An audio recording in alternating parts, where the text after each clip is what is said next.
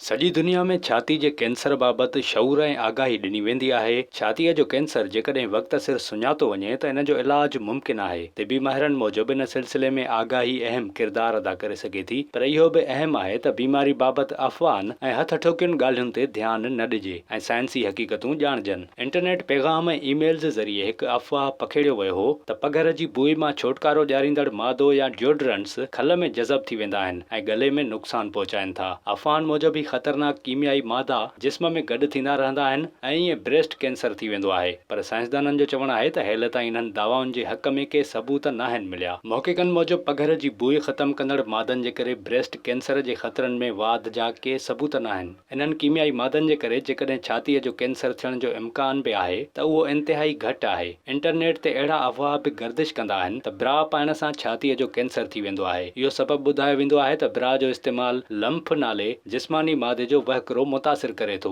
साइंसी ऐं तिबी तौर ते इन दावा जे हक़ में बि शाहिदियूं न आहिनि मिलियूं। 2014 में 1500 खां वधीक औरतुनि ते हिकु मुतालियो कयो वियो, जंहिं जे नतीजे में चयो वियो त ब्रा पाईंदड़ ऐं न पाईंदड़ औरतुनि विच में छातीअ जे कैंसर जी शरह में को फ़र्क़ु न हो। हिकु ॿियो अफ़वाह इहो बि हो त हमल रोकराइण सां छातीअ जे कैंसर जो ख़तरो वधी वेंदो आहे, पर मुतालियनि ज़रिए गॾु कयल ॼाण में चयो वियो आहे त हमल रोकराइण या ॿार ज़ाया थियण जो छातीअ जे कैंसर सां सिधी रीत को वास्तो न आहे। केतिरनि ई अमलनि खे ब्रेस्ट कैंसर या छाती जे सरतान सां ॻंढे पेश कयो वेंदो आहे, पर मुहक़िक़नि खे इन हवाले सां के शाहिदियूं न आहिनि मिलियूं। छाती जे कैंसर बाबति अहिड़ा अफ़वाह मुख़्तलिफ़ मुआशिरनि में मौजूदु आहिनि जिन ते माण्हू यकीन रखंदा आहिनि, पर इन्हनि जो हक़ीक़त सां को बि वास्तो न आहे। विज़िट कयो अवामी आवाज़ मीडिया ग्रुप जी वेबसाइट awamiawaz.pk